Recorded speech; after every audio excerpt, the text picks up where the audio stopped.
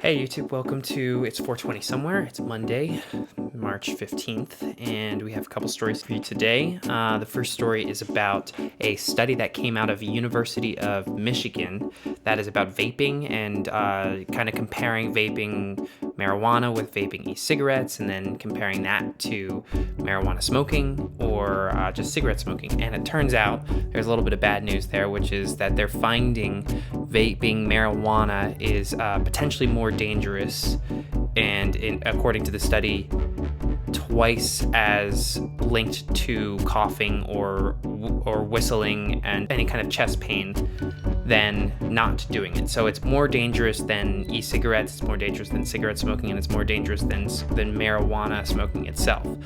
Of course, there's a lot of caveats with this, and one of the main ones is that the study has not been published yet. The study has just been reported by the University of Michigan's news site. So there's still a lot to figure out with this one, and the authors themselves even admitted that they're unsure if the conclusions are saying that it's because the vaping of marijuana is also linked with people who vape marijuana along with e-cigarettes, or if it's just on its own. So there's not much of a control in this, and conclusion, almost as always with this stuff, is that there just needs to be more research done. And as of now, it's seeming like vaping marijuana is not as safe and clean as we had thought or hoped.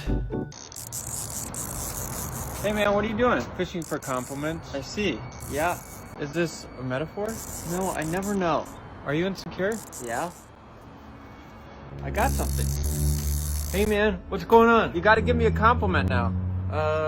You look really nice in this light. Hey, thank you, man. What did he say? He said I look really nice in this light. Oof.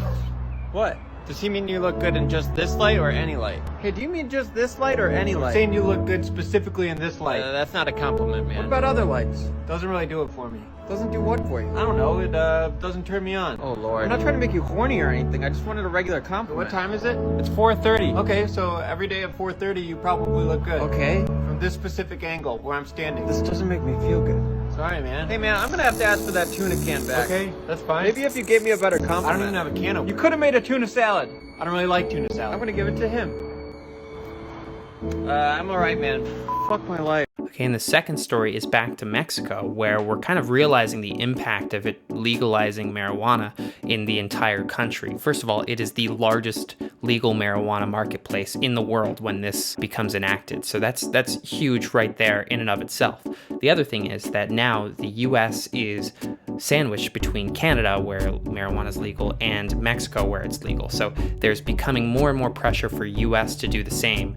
And while right now we're still in this in-between will he, won't he kind of situation with Biden, where it seems like at the very least he'll make it not Schedule 1, there's more pressure now because Mexico has made it legal for him to step up the game and make it legal himself. So we'll see, and especially with Merrick Garland being voted to be the Attorney General, things are looking like they're getting closer and closer to be in marijuana's favor there. Another thing we're realizing with Mexico becoming a legal country is that there are a bunch of pharmaceutical companies already based in Mexico. So it's going to be easier to produce high quality products at a much lower cost because the resources are already there. And so it's going to be a place where people assume lots of exports will come from. And last time we talked about Mexico, we had said that Canopy Growth and a bunch of other companies were already trying to take stock in that country. So I think people across the world are taking this as news for the growing optimism of marijuana in the entire world.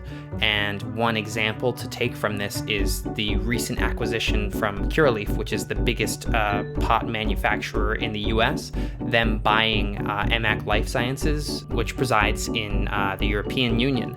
So they are now trying to take stock in a much larger global expansion. And this is only because they're seeing the potential there. So good news all around in terms of the global market of marijuana, and Mexico is one pretty large domino to fall. All right, so those are the only two stories today. We'll be back on Wednesday with some more.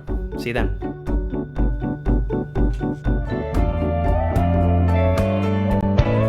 But now there's nowhere to hide since you pushed my love aside. I'm out of my head.